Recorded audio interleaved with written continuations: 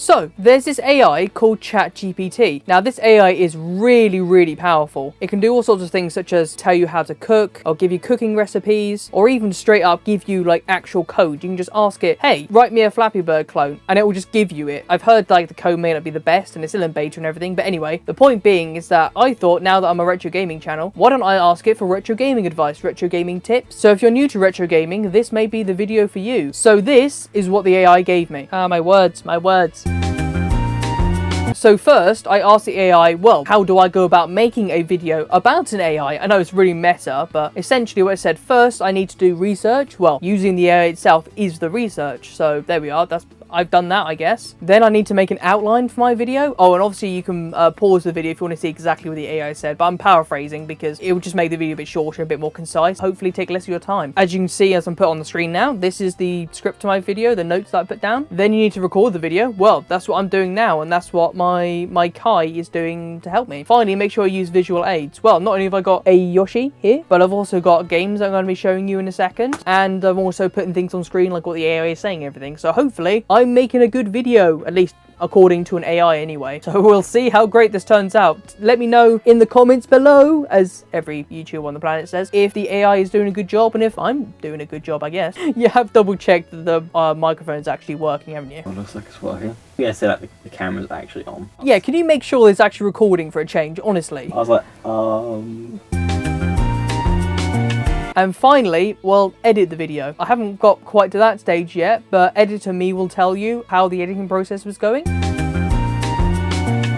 So, as a famous YouTuber once says, let's move into the retro tech tips. Well, from an AI, apparently.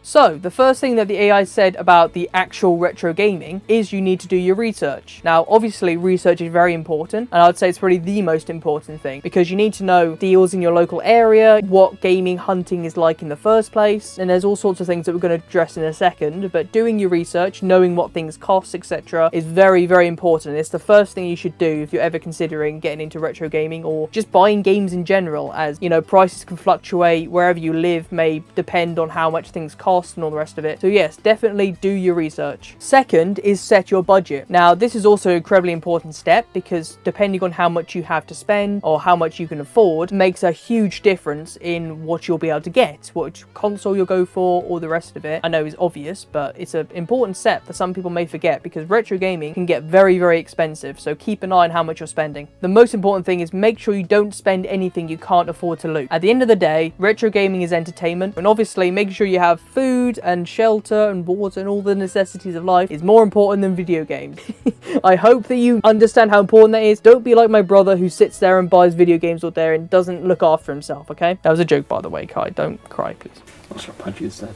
Please don't punch me. Third is to search online. Now, I'm not entirely sure how good searching online is these days. As we'll mention in a second, going to local stores and stuff will probably be better, but searching online is definitely a good starting point. So I would start with researching on sites like eBay and Amazon, which are global, and they can usually tell you the prices in your area, how much people are willing to pay, especially if you go on eBay and you click the sold listings, you can check how much people have actually spent. There are some muppets who put games on for like 20 grand, 30 grand, 40 grand for no other reason other than, oh, well, it's slightly better condition. It's like, come on, man. Come on. And even there are some more local sites. So here there's a few. There's one called CEX in particular. I'm sure you've probably heard about it quite a lot if you're in the British retro gaming scene. They do secondhand retro games, retro tech, modern tech, all that kind of stuff. Maybe like a game in the UK or a GameStop in the US, Goodwills, all that kind of stuff. So this bit I'd say is actually probably better than the last one, and that is check your local stores. This is actually really good advice from the AI, because sometimes local stores can be more expensive, especially if they got a lot more overheads and stuff, like I talked about in this video when I went to one in Cardiff called Super Tomato. You do have to be careful. Again, that's where the research comes in. Local stores can be cheaper, especially if a certain game is cheaper in your region, or perhaps if you're going on a holiday, you can check where the local stores wherever you're going is, and they may be able to have it cheaper as such. The much better way to do it, if you're looking for deals specifically, although it's more of a gamble, is individuals or like very local shops. So for example, here we have something called boot fairs. I guess like a big market. People are basically trying to get rid of their old stuff and they just want to sell sell it more or less as cheap as possible. In the US, it'd be like a yard sale. Perhaps something like a Goodwill might also have really cheap stuff, but it kind of depends. Gaming conventions can be quite good, like the one I went to at the NEC. And in the UK, we also have charity shops, which is the same thing as Goodwills and thrifting. Thrifting is a very good way to do it, and in fact, I will have a thrifting video coming up soon. It's just an LGR knockoff, basically. I think those are usually the best place you're going to find deals in my experience. The fifth one is joining online communities. For me personally, joining online communities isn't the way that I started with it, because I mean, I'm relatively socially awkward. I'm getting better now, but I didn't really want to talk to other people online as much. I prefer to do it in person. Like, it can be really good, don't get me wrong, especially if you have a very similar group of people that are like-minded. People can help look out for deals for you, or give you tips in the area, or all sorts of really cool things. It is really good advice to look at online communities, but personally, more what I did is to watch my favorite YouTube creators do their own thrifting and kind of learn from what they do, make my own thing out of it. So that's what I prefer to do. Going to certain Facebook groups, yes, I know it's Facebook, I hate Facebook, but to help you find local stores and all that kind of stuff, yeah, that can be really helpful actually. And last but not least is probably the most important part of retro game shopping, is haggling. Now, you have to be careful with this one. This one can be very good or very bad depending on your approach. In the research phase, what you should have done is made sure you know what things are worth and how far you can go with it. Retailers or some shops are very reasonable. Again, when I went to Super Tomato, it's a bit expensive for me a lot of the time, but he was a very reasonable guy, and sometimes he even straight up gave me the discount without even me asking. Make sure that, for example, let's say a game is £30 or like $40, maybe lowball it, because sometimes lowballing can work, but go after something reasonable. Don't say, oh, I want it for a £5, because no, that's not going to work. I'd say go to something about 20, maybe 15, and then try and work out from there. Haggling is a very important part of it to get that little bit of extra money, especially if you're tight on cash. So that's all the tips. So now, obviously with any YouTube video, I just need to get the title and the thumbnail. Now, I asked the AI for advice on how to make a thumbnail, and it actually gave me quite a few really cool suggestions. I think I like this fifth one the most, so I'm going to go with that. I'll put the thumbnail here, which you obviously should have clicked on, and let me know in the comments what you think and how well I did and the AI did with that. Last but not least is the title. Now, this one was a bit weird because every title either felt too generic or it felt too clickbaity. Even though I did re-roll it quite a lot, there are actually some relatively good suggestions. Most of them were just like, the best, like the ultimate gaming guide. So I'm like, I don't think I'm giving like the best ones as such. In the end, I decided to go with my own title, as you again saw when you clicked the video. And in fact, one of my videos I've uploaded recently was completely AI generated. I wonder if you in the comments can tell me which one that was. Overall, the AI did actually a surprisingly really good job. I wouldn't personally rely on an AI as such for obvious reasons. I'd much prefer to rely, you know, my own experiences and watching other creators, but I would say that it did a surprisingly good job, especially if you're brand new to retro gaming, especially if you're not sure what things are worth, what consoles to start with, all the rest of it. And it relied a lot more on getting you to get out there and start learning, as opposed to just telling you what to do, which I find is a much better approach. But even then, still occasionally it either give you not right advice or give you advice that sounds right but isn't quite. So yeah, it was really cool and it's really impressive stuff. I love this world of AI, like all the AI image generation, all the rest of it. One thing I wasn't originally going to add in this video, but I wanted to, is the fact that you can actually ask it to give you specific recommendations. So I asked it where the best place to start is when it comes to retro gaming collecting. And I do have a little bit to disagree here. So the first one it said is the NES. And for me, the NES is not the best place to start because especially the Nintendo exclusives can get quite expensive. Some NES games can be quite cheap, but most of them are relatively expensive, depending on what your region you're in, obviously. But when it said the Mega Drive or Genesis and the PS1, again, some PS1 games and some Mega Drive games can get really expensive, but for the most part, especially like the Sonic games, Crash games, Spyro, that kind of stuff, even they can be relatively cheap considering they're like flagships for the consoles. So I've got a few up here actually. So this one here is the first Gran Turismo for the PS1. I got it for 10 quid. It is a little bit on the expensive side, but considering how good condition it was, I thought that was quite good. Although I think the best consoles to start, if you just want to start completely brand new into gaming, go with the Wii or the PS2. Those usually have the cheapest games and are the cheapest systems to get into. You can look for about roughly 50 quid or $70. Again, depends on where you live, obviously. But in my experience, those are the cheapest consoles to get into. You also have some fantastic games with them as well. I love at the end, it has that cop-out answer, which is just, well, it's up to you and whatever you want. But it is true. There's a cop-out for a reason because it all depends on your region,